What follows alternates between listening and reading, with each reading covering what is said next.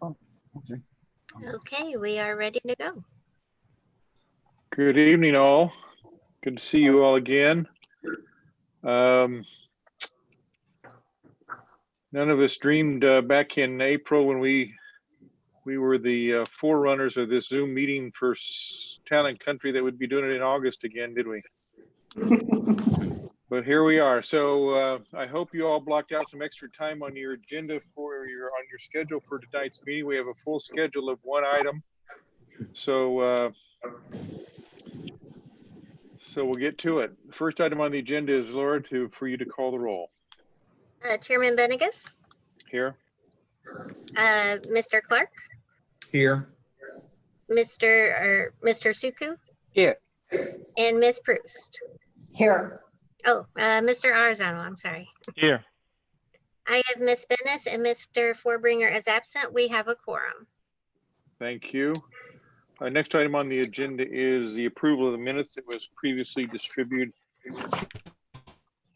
Any additions, corrections, changes to those minutes?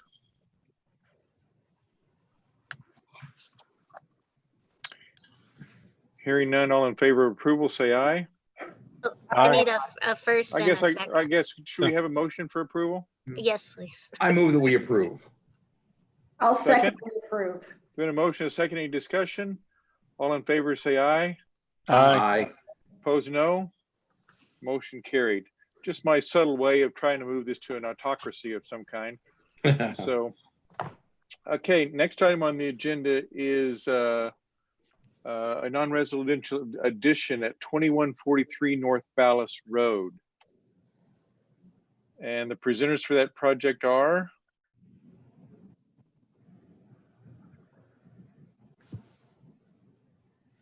I don't think we're getting Michael's sound. It doesn't look like he's on mute, but he's. The other Michael's on mute. There. Can you guys hear me now? There you go. Yep. I had to call in with my phone for video, so computer with the audio here for tonight. So, Okay.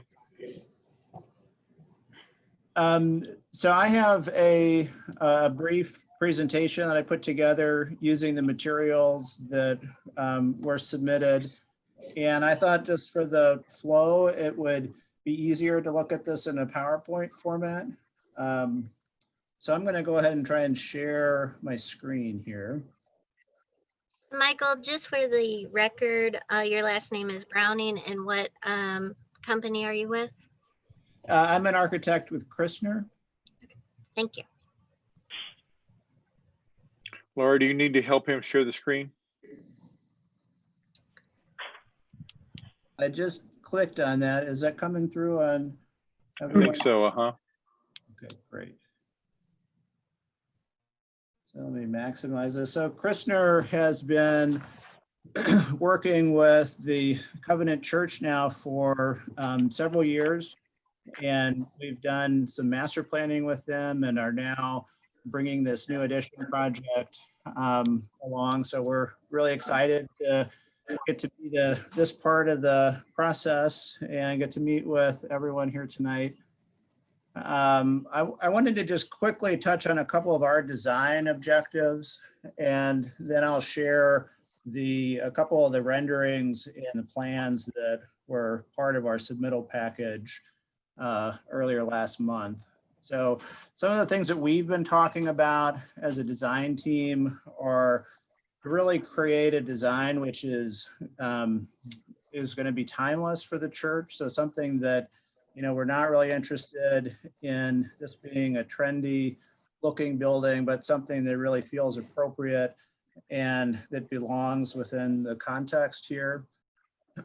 We're also looking to create a strong connection to the site, and that's really important with the teaching philosophy of the Covenant School, having a strong connection between their classroom spaces and the surrounding site and nature. And then this is also multi-purpose space, which is going to be utilized by the church congregation for different activities as well. So it has a kind of a dual use character of being both an elementary school and multi-purpose space for the church. And this is now switching to rendering here where we're looking at the west side with the existing sanctuary and of course the steeple on the right-hand side. The new addition is located right here. And what I wanted to emphasize here is that the scale of the new addition is really diminutive within the larger context. And the sanctuary building has really been intended to remain as kind of primary visually in this composition. So this is looking at the east-facing facade with Ballas Road in the background. And so the addition is recessed and it has that smaller scale. So again, it really it allows the sanctuary to remain as kind of the primary element in the composition. So the camera was kind of in this area in that last image, looking at the east-facing side of the new building, and then the sanctuary, the existing sanctuary building, and the annex, or I'm sorry, the annex and their fellowship hall right here. So we're adding on, of course, to the south side, also changing how the access to the site is going to work. Currently, you come in through a driveway that brings you along the south side of the existing building, and there's an entry location right here. We are going to be building, of course, the new addition in that location. So access is going to now be predominantly from the west, and you'll have an entry off of Hawthorne Estates Drive into the main church parking lot and approach to a new front door location, which is right here. Kind of zooming into the plan, the addition is really conceived of as three major components. We have two wings of classroom spaces. So on the right-hand side is what we've been referring to as the upper school, which is grades 1 through 6. And then on the left side of this image here, which is facing the west, that is the early childhood center, which is composed of two preschool classrooms and two kindergarten classrooms. And then there's also a music room, which is centrally located. And then between those two wings of classroom spaces, there's common area for the building. So in the purple kind of color here is an open common space for the school that we've been referring to as the living room space. And that is able to spill out onto an exterior terrace, which is kind of part of the sort of indoor, outdoor kind of design objective and kind of creating this strong connection to the site. That common space also then connects back to the church building itself. So in the color here is what we've been referring to as the link space. And that functions as an entry for the building. And that's also multi-purpose space that'll be used as assembly space for the school and as a kind of pre-function space for church activities. So a mingling space for before and after church services will go on there. Click through a couple more views. This is looking at the west side of the building with the new addition here on the right-hand side. We've talked a lot about providing the right contextual relationship between the new addition, which will have some contemporary detailing as part of the design, but we've worked to create a scale and proportions and forms that will have a good relationship with the existing church building, which you can see here on the left. This is getting a little bit closer as you approach the front door. The first experience is going through a colonnaded space, and then the new door location is kind of just beyond in this image. On the left here, we're looking at the link, and in the link space, kind of the biggest design idea here is creating a picture window, which allows views through that link and also create some interest in the space. So. And then here we are, we're swinging around to the south side. This is the living room, just on the other side of this glass here, with the idea that that common space can kind of spill out onto an exterior terrace. And then you're looking at the upper school on the right here, and you can start to see, you can start to see how the three kind of big components of the building are expressed architecturally. There's a kind of a form for the upper school, the central space, and then on the left-hand side, the ECC is also kind of its own form in the composition. Our exterior elevations, the facade will be composed predominantly of brick. So the red would be a blended brick, which is intended to match closely with the existing brick on the sanctuary building. There is a secondary material on the facade here, which we're looking at using a fiber cement panel with a James Hardie product as a basis of design. So there's a little bit of fiber cement on the facade. It's predominantly brick. And then we do have fiberglass shingle for the roof, which is also intended to match closely with the roofing that was just recently redone on the existing church building. So here's a photograph of some of our recent kind of material tests with a proposed brick, again, trying to match with the existing facade. And then finally, the glass material would be a clear glass that would have a low E coating, similar to what is installed on the building, the existing building.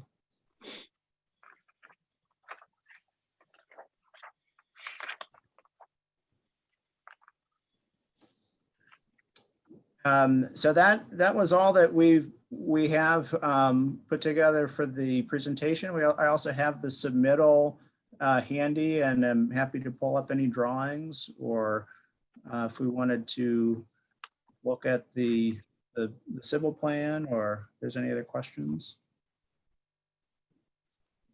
I guess I've got two questions, Michael. Yeah. The first one, you know, on the existing building at the roof line, it's, you know, there's eaves, and I notice on your new building everything is flush. There's just a little fascia band there. Why didn't you match the existing? Well, it's a good question, and our intention with the design was to what we talked about was having an architecture that was both contemporary and contextual, and trying to find a synthesis there that would relate to the existing building and yet not try to replicate all of the details in the original building. So, and that's kind of consistent really with both the exterior and the interior design. Mm-hmm. That we're looking to try to find some contemporary detailing, but do it in a way that it feels like it belongs with the larger composition, if that makes sense. So, you know, the forms of the building, the material choices, you know, looking to make something that's very specific, and yet at the same time trying to be proud that this is a new building and do something which is kind of representing the future for Covenant, representing a step forward for them. Okay. And I guess you did the same thing with the windows. The existing buildings has, pretty bold white framed windows. Yes, with the windows, if I go back to the renderings. Yeah, it might show up better than the PDFs. So, yeah, we were showing a kind of a gray, like a light gray for the window frames. And we're in the process of kind of working through what that window specification is. We've been looking at a wood window that's aluminum clad. So the profile would be a fairly, I'd say, minimal profile. But we were interested in having, kind of large expanses of glass and kind of maximizing the views out. So I don't know if that answers your question, Angela, but Yeah. I think just from kind of a big picture, the intent was that it's a contextual building that has contemporary detailing and is a kind of a blend of something that is both really specific and kind of belongs here, but has some contemporary aspects to it as well. Okay. I mean, I think those are both nice plays off of the original without mimicking it. The one piece though that I guess I'm a little less comfortable with is that the fiber cement panels. I totally agree with that. So I mean, those just seem out of place. It seems more like something I'd see on a house down the street from me or something. Was that also where'd that come from? So the idea of having a secondary material in the facade, I think there's maybe two things to talk about there. We were looking at that as a cost reduction. So that's kind of where the fiber cement came into being.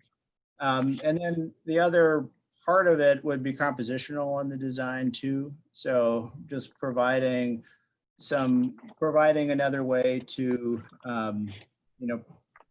create some articulation in the facade.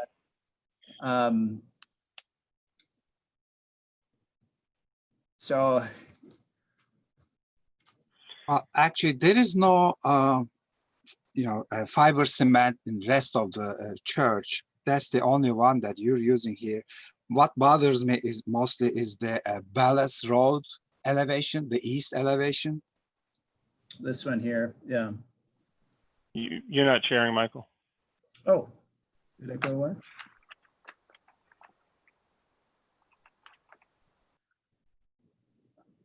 I'm not sure why that went away. Okay, now you're sharing. Okay, so the comment was on the east elevation right here.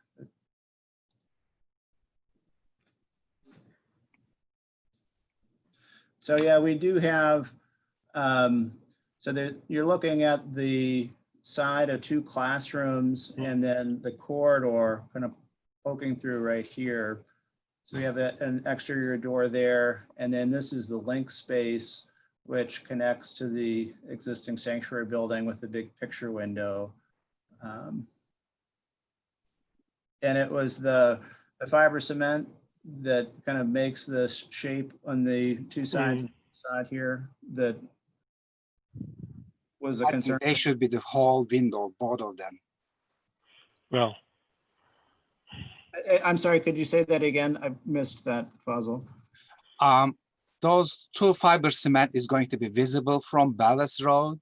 Yes. So I do think that this elevation is more critical than the other ones. So why didn't you go with the whole window up there, so eliminate fiber cement and go with the windows. Well, on the floor plan, that's actually the teaching wall of the classrooms. So we're limited in the amount of glass that we could put there. But in terms of a secondary material, I mean, you know, it could be something else, I suppose. I mean, could it be? I think one of the things that's bothering me about it is just is the size of the boards. You know, I know it's hardy board, but it just looks like vinyl siding. You know, is there a different format, a different size of the hardy board? Do they have a wider plank or something that you could put in there to make it look less residential? Yeah, what we were concerned to not. I mean, we didn't want it to take on a kind of a lap siding appearance. Yeah, agree. And so there was a product that's called Aspire. This is a James Hardy called Aspire, and it's more of a panel, and you can specify the reveals on that. So the idea here of having these vertical reveals in it would give it kind of less of that siding look.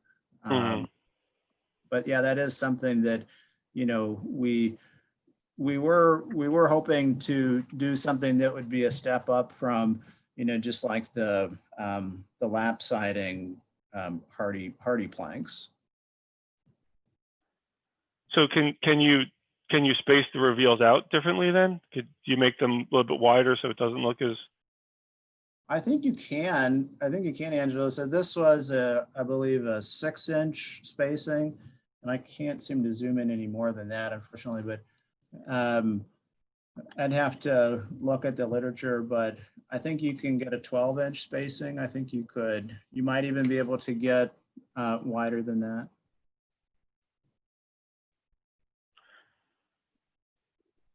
And it wouldn't, it's not going to be white, right? The rendering, it had more of a, I don't know what it was. It was like a taupe or something. Yeah, it's a kind of a gray color. Yeah, there's not as much contrast, right? Right. So this one maybe shows it a little better.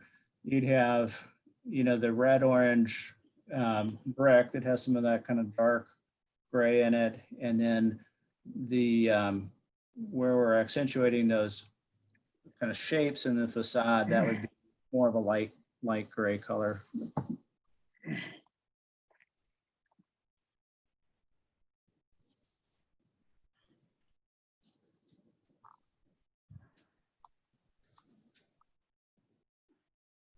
And I don't have any other comments. Okay, are you wanting to specify a larger hardy board there, Angelo? Yeah, if they can investigate that, I'd like to see that. Yeah. And I think if 12-inch would be, I think 12-inch would look more commercial. I'm certainly happy to do that, Angela. Are there any other suggestions as to what might work in that space? Is there any other product that might work well there? Like stucco, kind of, maybe. Mm.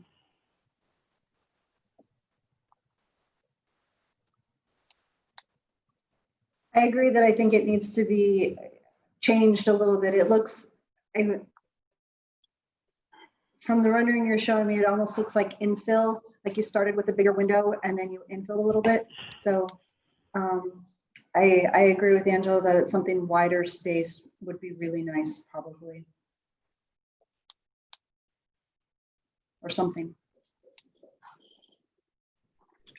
Okay, a couple other questions, Mr. Browning. The tree study that you had done, the version we have is very small. My eyes can't read it quite so well. How many trees are you taking out for this project? You pull that up.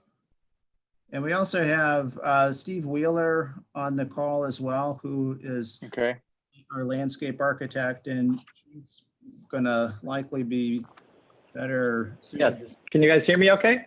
Yeah, go ahead, Steve. Great. Hey, good evening. Good evening. I believe there are a few trees that are being removed in that. Primarily the ones that I think that we were accounted for were grand trees on the sizing, 20-inch caliper and larger. And the ones that we've accounted for, those were 6 grand trees as part of that tabulation. And I think we had called that information out. We had a tree tabulation at the end of our document submitted, help clarify that question. There you go. So- Go back there with that yellow tablet. If that last sheet, please. There you go. Yes. So the tree replacement, the bottom category there are 5 trees. I'm sorry, that we were removing that are counted for grand tree, and we did replacement on those. That included also some of the plant material that we were putting around as part of the building foundation planting.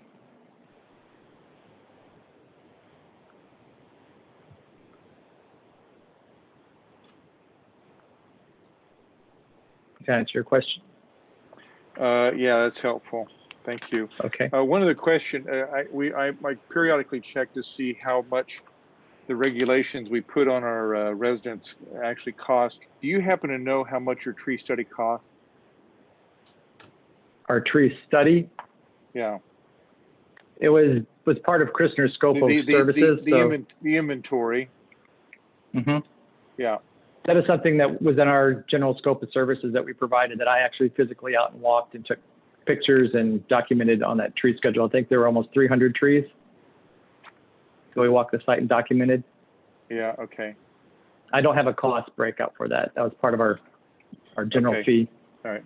With the Okay. client. Thank you. I just periodically check to see what, we set the regulations. I'm just interested in how much the regulation costs actually to our residents. Thanks for that. Got it. Sure. Okay, any other questions, comments for the Christner representatives? Or the Covenant representatives? Okay, hearing none, I'd entertain a motion. I'll make a motion to approve with the modification to the spacing of the fiber cement panels. Okay, is there a second? Been a motion, a second. Steve seconds to the motion. Any other discussion? Hearing and seeing none. All in favor say aye. Aye. Opposed, no. It appears as if it passed. Is there any objections to it passing? It did pass. Thank you all for your consideration. Thank you, Michael, for your presentation. It was thorough and complete. Thank you. Thank you. Good luck with the project. Just for housekeeping, this item will move forward to the Board of Aldermen for architectural approval. It'll marry up with their amended final site plan at the next available meeting in August. Okay, and is that scheduled for the next meeting? Yes, it would be next Okay, great. following Thank Monday. you. Thank you. Okay, that's the last item on our agenda. Are there any other items for the board? Hearing none, I entertain a motion. Sorry, go ahead. Hearing none, I entertain them. Go ahead.